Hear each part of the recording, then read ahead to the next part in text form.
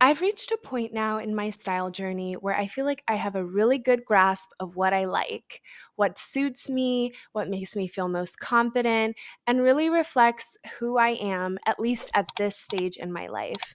But for some reason, I'm having such a hard time translating that into what I wear on a day to day basis. I feel like I am in such a style rut where I wear the same comfy, cozy outfit, and I'm not really reaching my full quote unquote fashion potential. So, today I want to explore how to get out of a style rut, what you need to change as far as your mentality, and how to really get the wardrobe that you want and bridge that gap so that expectation meets reality. Grab your tea or coffee and let's get into it. Welcome or welcome back to my channel, The United Colors of Style, where the divas are into details. So, without further ado, let's dive in. So, I want to start by breaking down the concept of style and how to quote unquote build it, achieve it, obtain it, etc. In order to develop style, it takes copious amounts of time, money, and self reflection. Let's take the coastal grandma trend, for example. It really focused on these more mature women who have a really established, easy breezy sense of style that people were completely infatuated with. And I'm a huge lover of Diane Keaton. I think she has such a great sense of personal style and really knows herself. She has very signature pieces, like she always wears a very chunky statement belt and loves a good suit and is just really whimsical and fun, but in a tailored, sophisticated way. Also, if you look at Eclectic Grandpa, that really took off in popularity. And it was a lot of these older men who had really good sense of layering and really high quality materials. And all of this to say that they had the time, the money, and a good enough amount of self reflection, at least from a style standpoint. Obviously, we don't know them as human beings, but they have had decades to figure out what they like, what they don't like, what fits them, what suits them, and what really speaks to them. So you can't compare yourself at this point in your life and in your style journey to someone who's been doing it for decades. And I think that's the first real mentality shift we need to focus on in this conversation. So now that you have an understanding that style takes time, money, and self reflection to achieve, we can discuss social media and capitalism's push to make style into an instant gratification commodity that can be bought and purchased immediately, when in reality, it takes a lot of, like I said, time, money, and self reflection to get. And it's something that's going to change and evolve over time. I really liked Mina Lay's video on the subject of personal style, and I think it's okay to change your aesthetic. And that's why the whole idea of fitting into this very rigid box is never a good thing. I think it's important to realize that as human beings, we are constantly going to change and evolve, and we don't need to stick to one specific style box in order to have the characteristics that are usually marketed towards us, like, oh, if you own this, then they're this type of person. No, we need to get back to defining character by people's actions rather than their material goods. All of this to say that the mental load that we are constantly carrying by feeling this pressure of, I need to fit into this box to be this type of person, I want to be this type of person, so I need to consume X, Y, and Z. All of that pressure makes you feel just completely exhausted and overwhelmed. And you don't even want to deal with picking out an outfit because it's just too much mental load.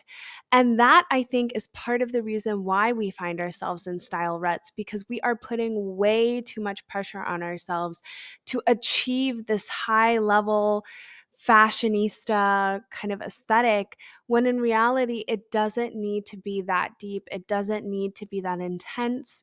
And it should really be something that flows from you and should be fun and creative, not super rigid and like almost oppressive.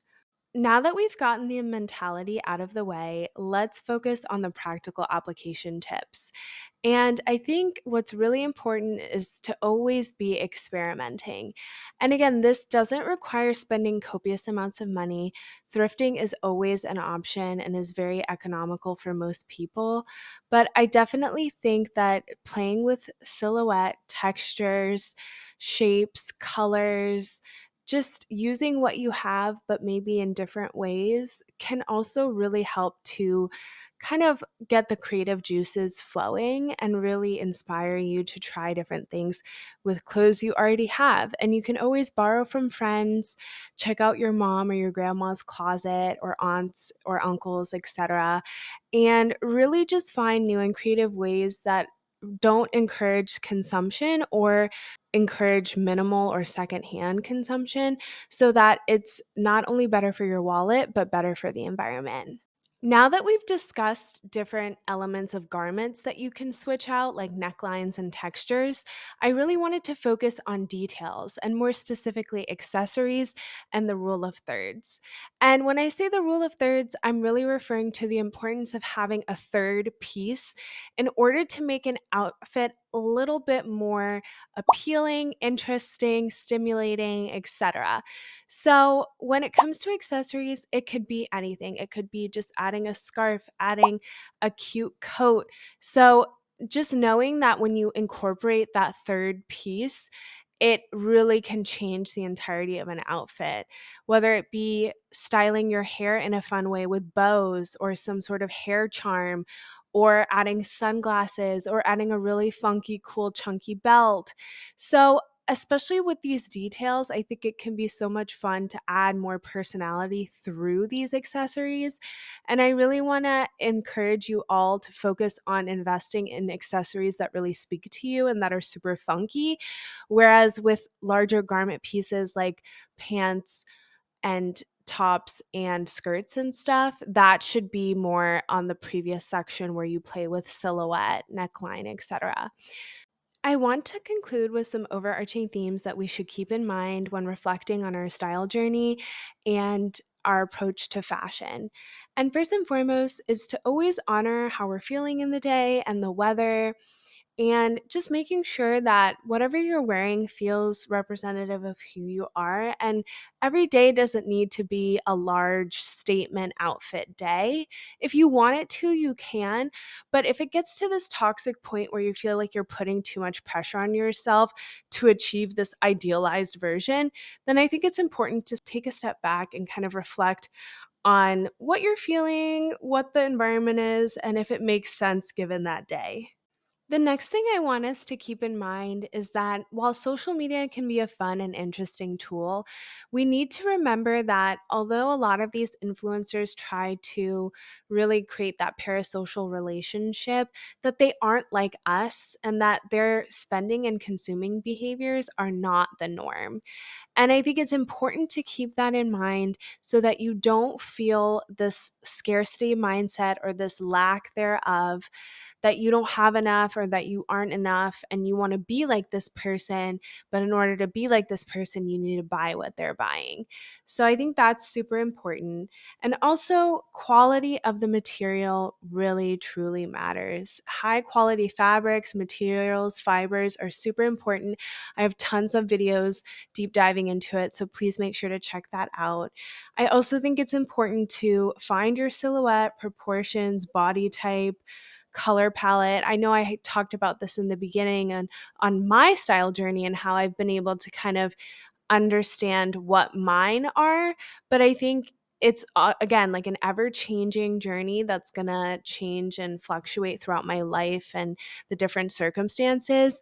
But I think it's important to keep that in mind because when we look at these influencers and something looks really good on them, you have to remember that it looks good on them because it accentuates certain things about their body type or their undertones, etc., that you may not have, and vice versa.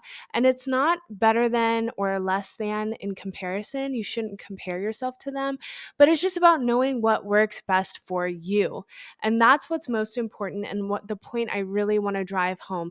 It's about finding yourself, finding you, taking the time to do the self reflection, to really connect with yourself and think, what makes me feel good? What makes me feel confident? What makes me feel like my best self? And really just honing in on that in addition to quality material, and you will just be well on your way.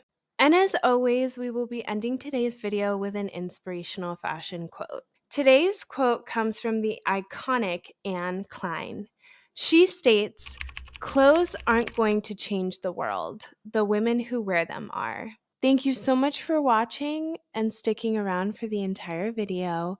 Please make sure to like and subscribe, and I'll see you guys in the next one. Bye!